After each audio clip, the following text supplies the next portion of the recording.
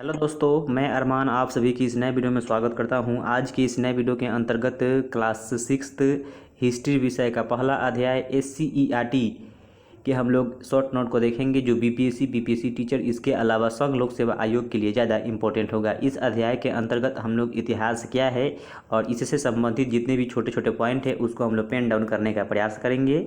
आइए सबसे पहले हम समझते हैं कि इतिहास है क्या। तो अतीत के बारे में अध्ययन करना ही इतिहास कहलाता है, या अतीत के बारे में जानकारी एकत्रित करना ही इतिहास है।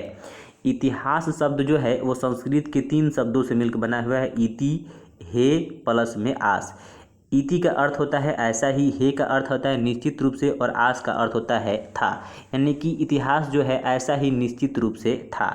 हिस्ट्री की जो उत्पत्ति हुई है यूनानी भाषा के हिस्टोरिया शब्द से हुआ है, जिसका अर्थ होता है शोध से प्राप्त ज्ञान।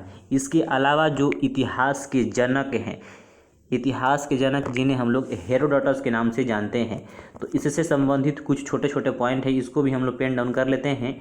हेरोडोटस, इन्हें इतिहास के पिता यानी कि इतिहास के ये जनक हैं। इन्होंने सर्वप्रथम जो है हिस्टोरिया शब्द का प्रयोग किए थे। इसके अलावा इन्होंने कहा है कि इतिहास की घटनाओं को इस तरह से लिखना चाहिए ताकि भविष्य में लोग जो है अपने पूर्वजों के कार्यों, विचारों तथा अनुभवों को समझ सके। इसके अलावा इन्होंने कहा है कि इतिहास उन्हीं घटनाओं पर आधारित होना चाहिए जो निश्चित रूप से घटी हो, जिसका प्रमाण हो, घटनाओं का क्रमबद्ध वर्णन हो, उन्हीं को इतिहास माना जाना चाहिए। इसलिए कहा जाता है कि इनके इतिहास को हम लोग कथ्यात्मक शैली माना गया है। हेरोडोटस के इतिहास को कथ्यात्मक शैली के इतिहास माना गया है। थ्यूसिडाइडस जो है इनके समान ही, यानी कि हेरोडोटस के समक्ष ही अपने बातों को रखा है। इन्होंने कहा है कि ऐतिहासिक घटनाओं के वर्णन की पद्धति को इतिहास माना है। इन्होंने जो है ऐतिहासिक घटनाओं के वर्णन की पद्धति जो है इसको इतिहास माना है, और इनके इस पद्धति को प्रबोधक इतिहास कहा जाता है। जर्मन इतिहासकार रेंके तथा नीबुर, इन्होंने वैज्ञानिक तथा प्रामाणिक वर्णन को इतिहास माना है। वैज्ञानिक इतिहास क्या कहलाता है, तो जो लेखन शैली पर आधारित होता है उसे वैज्ञानिक इतिहास कहते हैं। अगला टॉपिक हमारा है कि अन्य विद्वान के अनुसार जो है इतिहास जो शब्द है वो अलग अलग शब्दों से जो है लिया गया है, या ये अलग अलग शब्दों से मिलकर बना हुआ है। कहा जाता है कि यूनानी शब्द जो है लोडोप्ला से मिलकर बना हुआ है इतिहास, जिसका अर्थ होता है सीखना। इसके अलावा जर्मन शब्द जो है आपके गेस्चित, जिसका अर्थ होता है घटित होना। तो इन सब अलग अलग वैज्ञानिक का ये अलग अलग मत है कि इतिहास जो है अलग अलग शब्दों से मिलकर बना हुआ है।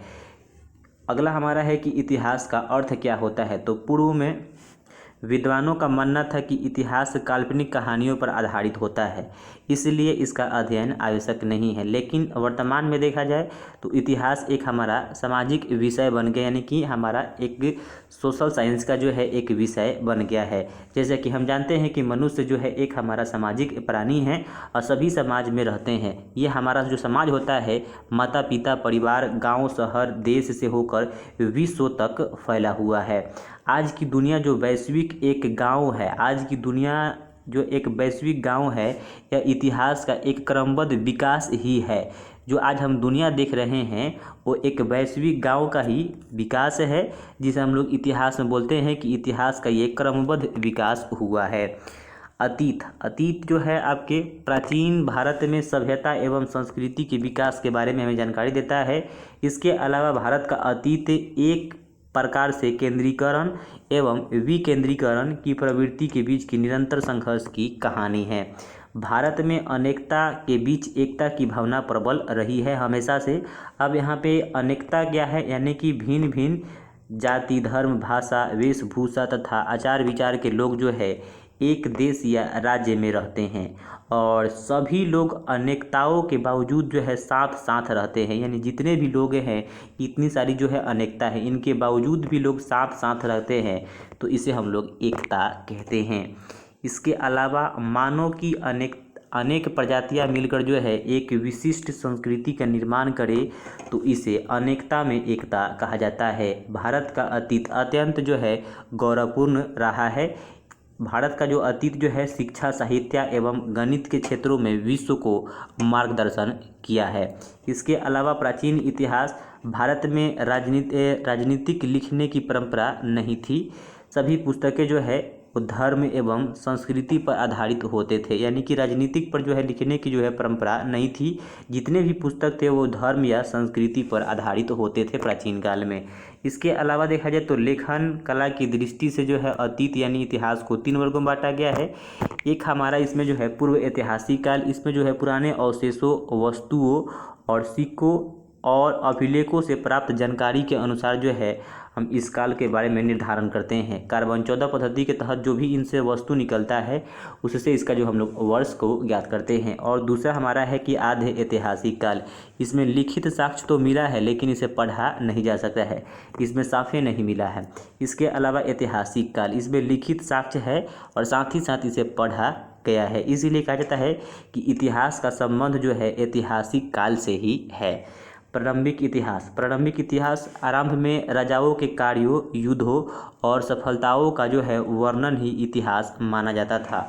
लेकिन वर्तमान में देखा जाए तो इस पर कुछ विवाद है। जैसे कि कहा जाता है कि जो राजा होते थे, लेखकों के जो राजा होते थे, उन्हें जो है राजा का आश्रय प्राप्त होता था, इसलिए केवल वो राजा के गुणगानों को ही लिखते थे और सामाजिक, आर्थिक और सांस्कृतिक घटनाओं का उल्लेख वो नहीं कर पाते थे, केवल जो है राजा के गुणगान को लिखते थे।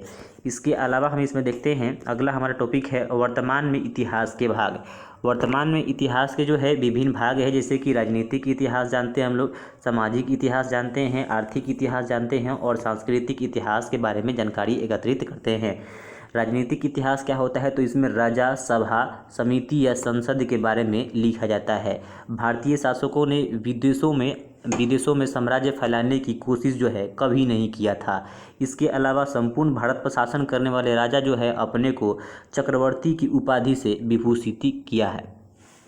जैसे अशोक हो गए, समुद्रगुप्त हो गए, इन्होंने जो है अपने आप को जो है चक्रवर्ती के उपाधि से जो है विभूषित किया है। दूसरा हमारा है आपके सामाजिक इतिहास में क्या होता है, तो सामाजिक जीवन के बारे में हमें वर्णन करते हैं या वर्णन किया जाता है। इसमें हम लोग धर्म, नैतिकता, रीति रिवाज, रहन सहन, खान पान का उल्लेख करते हैं। इसके अलावा देखा जाए इसमें हमारा आर्थिक इतिहास, तो आर्थिक इतिहास में अर्थशास्त्र में जो बदलाव होते हैं उन्हीं के बारे में हम लोग जानकारी एकत्रित करते हैं। चौथा हमारा है सांस्कृतिक इतिहास। प्रत्येक के काल में जो है, जैसे कि आपके प्राचीन काल, मध्यकाल एवं आपके आधुनिक काल, प्रत्येक काल में जो है आपका कला, संगीत, शिक्षा, साहित्य, धर्म, रीति रिवाज एवं आपके जो परंपराओं, मनोरंजन के साधन का वर्णन किया जाता है, उसे हम लोग बोलते हैं सांस्कृतिक इतिहास। इसके अलावा सबसे इस चैप्टर का लास्ट टॉपिक इतिहास के अध्ययन के महत्व। तो इतिहास के अध्ययन के महत्व तो ऐसे बहुत हैं, लेकिन जो हमारे आपकी जो SCERT बुक में दिया गया है उन्हीं बातों को मैंने आपके साथ समक्ष पेन डाउन करने का प्रयास किया है। तो जो हमारा इतिहास के अध्ययन का महत्व है, ये भूतकाल को समझना उतना ही महत्वपूर्ण है जितना कि वर्तमान को। ऐसा कहा जाता है कि इतिहास के अध्ययन से हमें बौद्धिक विकास होता है। जो इतिहास को नहीं जानता है उनकी हालत वैसी है जैसे कि एक व्यक्ति जिसकी याददाश्त जो है गुम हो चुकी है। इसके अलावा इतिहास में हम लोग जो है विश्व युद्ध के बारे में जानकारी एकत्रित करते हैं और इससे सीखते हैं कि आने वाले भविष्य में जो है सभी विश्व बंधुत्व जो है बना रहे और ऐसा फिर से जो है तृतीय विश्व युद्ध ना हो। इसके अलावा इतिहास में हम लोग जो है महान व्यक्तियों के बारे में जानकारी एकत्रित करते हैं तथा उनके बातों को, उनके कथनों को अपने जीवन में उतारने का प्रयास करते हैं। तो इतिहास से हमें बहुत चीज़ की जानकारियाँ मिलती है। ठीक, तो इतना ही आपके SCERT के बुक में है। अगर आपको अच्छा लगा है तो वीडियो को लाइक कीजिए, साथ ही साथ अपने फ्रेंड के पास भी ज़रूर शेयर कीजिएगा। तब तक मिलते हैं इसके फर्स्ट चैप्टर को लेकर NCERT प्लस में SCERT के कंबाइंड नोट्स के साथ। Thank you.